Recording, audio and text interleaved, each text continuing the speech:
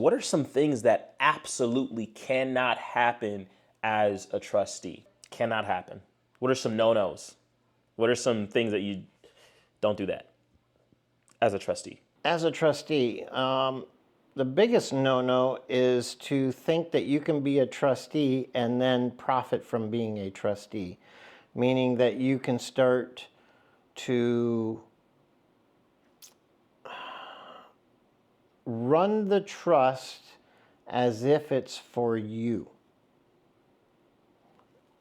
And what I also mean by that is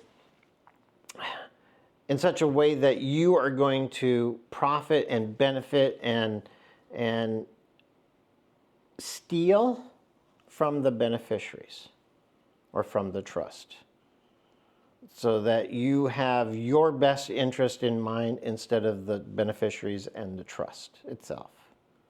Whenever you have a double-minded person in that regard, then that's always going to end badly. Like we had mentioned earlier, it's like a parent. So you always have to have the best interest for the beneficiaries and the trust in your mind at all times. So yeah, I think that's probably the worst. If you are trying to swindle, defraud, or steal from the trust for your own benefit, that's probably the worst. Commingle, that's one of the other things. You don't wish to commingle. The trust has its accounts. You should have your own personal account. And if I write a check to you, let's say, or I owe you money, you can't deposit your money into the trust. And the trust, you can't deposit the trust money into your account. That's commingling. So that's one of the other worst things that you can do. Yeah, I heard that before, and you may have described it, but what's commingling? I know that sounds like a dumb question, but what is commingling in regards to trust and managing the trust? Commingling is when you can't keep your paws off the trust money, meaning you're taking something that isn't yours and placing it within your realm, your personal realm. So I can't take your money and deposit it into my account. The bank won't do that as well. If let's use a check scenario, because a check is written out, but a check that's written to your name can't go into an account with my name. And same with the trust. If it's written, if money is supposed to be going to the trust, it can't land in your account. Even if you're going to be placing it in the trust account, it can't land in your account. And vice versa, the trust, your money needs to go to you, not to the trust, because the trust is not you. The trust is not my trust? It is not your trust.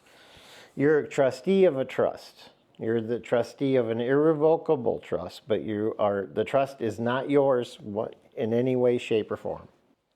Just wanted to make that clear because it's easy to say that. I have conversations about being a trustee of a trust, and they're always like, man, why do you say it like that? Like, it's not your trust. No, it's not my trust. I'm just the trustee. And if you are a trustee of a trust, it's not your trust either. You didn't create the trust, right? The only trust that's your trust is a revocable trust. That is you. Right. This trust is not you because it's irrevocable. This is not you. Awesome. So that's why commingling can be such a big deal and a big no-no, because you are not the owner of the trust. You are a trustee of the trust. We don't want you stealing. Sounds weird, stealing from yourself. Well, you're not stealing from yourself. You're stealing from a trust. So I'm repeating these things because, when you're new in this space and you're trying to learn about how to be a good trustee, the language is so important. And not only is the language so important, but how you operate is important. And so if you can get the language down and you can understand how to operate in and through trust, it becomes easier to articulate that in a conversation or, maybe you're trying to help a friend out, or maybe you're just new and you want to learn. Well, I think the fastest and easiest way to learn from a mindset perspective is to understand that you are not the creator of the trust. You are a trustee of the trust. The trust is not yours, right? And so that's why I ask those questions, and just to reiterate some of those things. No, I appreciate that. Thank you. No problem. Okay. What are some things that you absolutely must do as a trustee? You must be accountable for your actions. Um, Again, you are managing something for the benefit of another. So you should always be at your best. You must always come to it with, like I said, your best interests, your best abilities. No different than what you would give your employer. I mean, your employer asks for the same mindset when you go to work. You must have the best mindset for them. What's going to be, at the end of the day, what is the best thing for that trust? And having its priorities at the tip of your mind at all times. Right. So that's kind of what you want to do, right? What you want to be is accountable and responsible. But I guess my question is focused on the doing.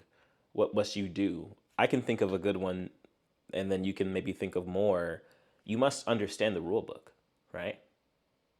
Oh, yes. Like that's something you have to do, even if you have to go through each item in the rule book to understand. So you must understand and be well educated, um, not just about the trust, but there's things you have to do, right?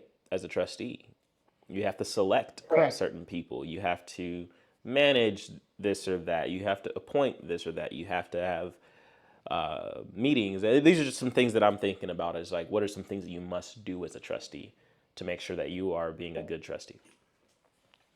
Well, you're wearing that trustee hat all the time, kind of like you're wearing the management hat at some place of work or whatever, at least all the time of the hours that you're on duty. So you always have their best interests in your mind. But so that it goes with it that you would take into account to learn all the aspects of that job, all the rules, how to contract for the trust, how to, sign for the trust, because when you just don't sign your name anymore, you are signing as a trustee, and there's certain ways to sign digitally or on check, even in the deposit arena. So you just never sign. And I've seen some of those situations where trustees haven't taken the time to learn how to be a good trustee, and they just think of it from their perspective. So they just put their name down, which, that could be harmful someday to both the trustee and the trust, because that person is just thinking like themselves and not the trust on the forefront. But yeah, you, like a job, you're going to learn what it's going to take to facilitate being a trustee to be a good trustee.